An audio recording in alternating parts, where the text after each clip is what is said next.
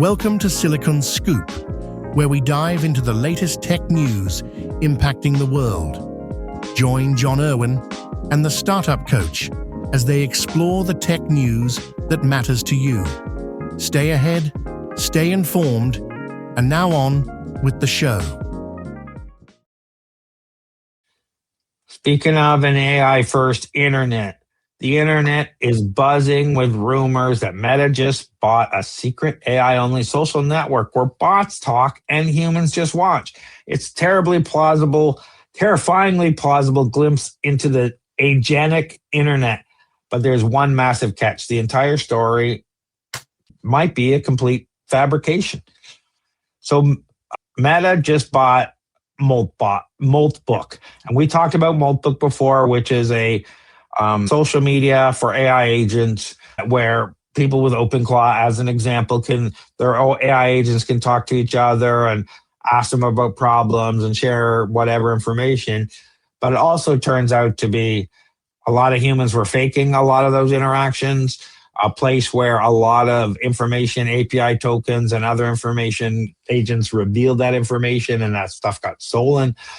However, does Meta think that AI agentic first internet, even at the social media level, is the next wave? And is that why they bought this? What do you think, John? I don't know. I don't know why they bought this. It could be another flop like the metaverse, but I don't think so. I think this is like we talked in a previous episode where we were talking about an AI internet kind of thing. This is an interesting move for Meta. This really surprised me. So just so you guys know, like on Moltbook, humans pretty much watch while AI bots post messages, reply to each other, discuss topics like coding, philosophy, and their human owners. So it essentially resembles Reddit, but allows only AI systems apparently to actively participate. So it's interesting because I'm guessing like the future of currency is going to be a few things, but data is one of them, right? Data is worth a lot of money. And so he might have bought this because their Llama model, have you heard anything about their Llama model recently? It hasn't topped any of the charts. I don't even know if they've released a new version recently. So this could be Mark Zuckerberg's way of getting back on top. But again, you'd be training your AI with AI outputs. And this is what we talked about is the scary thing of going forward is now that we've run out of non-AI generated data, we're using AI generated data to retrain these AI models. And so that scares me. So back to this Moltbook thing. So this is an interesting move. I just don't know why they bought it. It has probably less to do with the Moltbook and more with the talent and infrastructure for AI agents. So yeah, it could be because they want to study how AI agents behave collectively. It could be because they want to build infrastructure for agent-to-agent communication. It could be because they want to integrate AI agents into advertising, commerce, and business tools. So maybe this is a smart move. I don't know. What do you think? First, to answer a couple of your questions, I was looking around. We're still at Llama's got released version 4 last year. That's like decades ago in AI speak. Okay, but the best local LM model comparison to run Llama 3.3 still is one of the top local models to run. The latest version of Qwen seems to be outperforming it today. I think they're going after different things. And he was just announcing something yesterday around their new avocado model, which is coming out next. Their mango and avocado are getting ready to launch soon. Okay. So anyway, that's the latest version or the latest news on where Meta's at with this stuff. Because you're asking me, hey, where are they? Haven't heard anything. This is interesting. I saw a lot of people talking out there. Why would they spend this kind of money on something that it could be vibe coded in a week easily? And you sit back and say, well, because they're not buying the app. They're buying the hundreds of thousands or millions of potential agents that are talking to it because, Moltbook's a Reddit-style platform, you mentioned exclusive for AI agents, placing its founders into a meta superintelligence lab division. So that's where they put them. But extensive fact-checking confirms this narrative is an elaborate hoax, bending real automation trends with pure science fiction, where humans were faking a lot of posts. So, did they fake the value or not?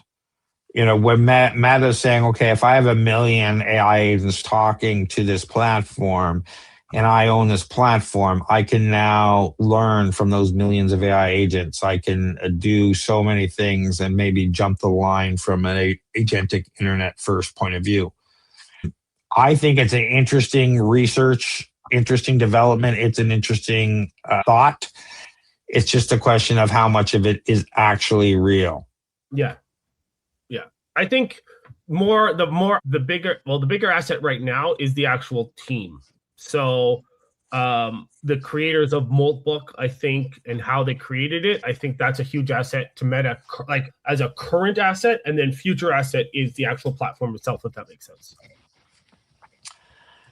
Yeah. So we'll have to see, the names, we'll have to see, because a lot of people are saying this is a hoax, and we'll have to see if this shakes out to actually be a problem inside Meta, because they didn't buy what they thought they'd buy. But this is what they call a talent acquisition or an acqui-hire versus a thing, versus buying a product, because you can buy a product again. I think people don't realize the value in this. Like, why would you do it? Didn't understand when it came out what is going on here if we could actually get our OpenClaw or NemoClaw, our individual AI agents and assistants, which is a wave of the future, talking to each other across the world and solving problems together, it becomes very powerful, like very, very powerful. So if that's where they're headed, then that is very interesting. And, getting the agents to talk and solve problems together is something that I'm very much looking forward to. Yeah. All right. Moltbook is a total myth, but the architectural shift toward a bot internet is actively being built right under our noses. If a real AI-only social network launched tomorrow, would you pay a subscription fee or just to watch the bots argue? Or is the internet already automated enough for you? Are we living in the dead internet today? And this just proof of that. Let us know what you think in the chat. Tired of drowning in repetitive tasks while your competitors race ahead? Every minute you spend on manual data entry, scheduling, and routine processes is a minute you're not growing your business. Flowgrammer.ca transforms your workflow chaos into seamless automation. We build AI-powered systems that handle your busy work so you can focus on what actually makes you money. Our clients typically save 15 plus hours per week and see their productivity double within 60 days. Visit flowgrammer.ca for a free automation audit. That's flowgrammer.ca. Stop working in your business and start working on it. What do you got going on, John? Just plugging away, helping companies with government funding, attending events, probably startup drinks or Flowgrammer events. How about you, Craig? Lots of stuff going on. I honestly don't know when this is going out. I have to check. I think it's going to go out in April. But there's all sorts of stuff going on. If you don't know about OpenClaw, it's the latest AI automation agent that's taken the world by storm in 2026. And OpenClaw Toronto chapter just launched. And we have all sorts of events going on. So check out openclawto.com. Our first demo night is April 14th. We have a Builder Cafe on April 10th. We have a bunch of other events. There's updates every day. We've deconstructed the latest 2 betas over the weekend that was launched in OpenClaw and what you should do about them. There's a bunch of articles over there. Go check that out. We're also over at flowgrammer.ca where we do N8N automations. We run the Flowgrammer community and do Builders Hub and connectivity for AI and business automation agents. And for everything else, head over to TorontoStarts. where we hook up startups and investors at our Startup Investor Drinks. We do mentoring, we do workshops, we have a list of investors. There's a whole bunch of content over. You can also book me over there if you want a meeting with me to talk about whatever, help your startup. Check out TorontoStarts.com. But John, if people are looking for non-dilutive funding, where should they go and what is that? Yeah, non-dilutive funding. We're talking government grants, tax credits. Come find me on LinkedIn if you have any questions. Right now is shred time, SRNED. But come reach out to me too if you've got a startup, if you've got a company, reach out to me if you have any questions. And if they have company questions about their startup in general, where do they find you, Craig? Yeah, find me at TorontoStarts.com. But John, just before we go, something's open right now, and it's closing May 31st. Thank you. Can Export. And what? Yeah. So what if should you have people at know least about that? $300,000 in revenue in the previous year, and you're looking to expand outside of Canada, reach out to me, and we can put together. We can talk about an application for Can Export. All the links we talked about will be in the show notes wherever you're watching this. Thanks for watching, everybody. Leave us a comment, give us a like, give us a subscribe. We really appreciate it. Thanks, everyone. Thanks, everyone. Thanks for tuning in to Silicon Scoop. We hope you enjoyed this episode's dive into the latest tech news. Stay connected with John Irwin and the Startup Coach on LinkedIn and subscribe for more insights and updates. Until next time, stay ahead, stay informed.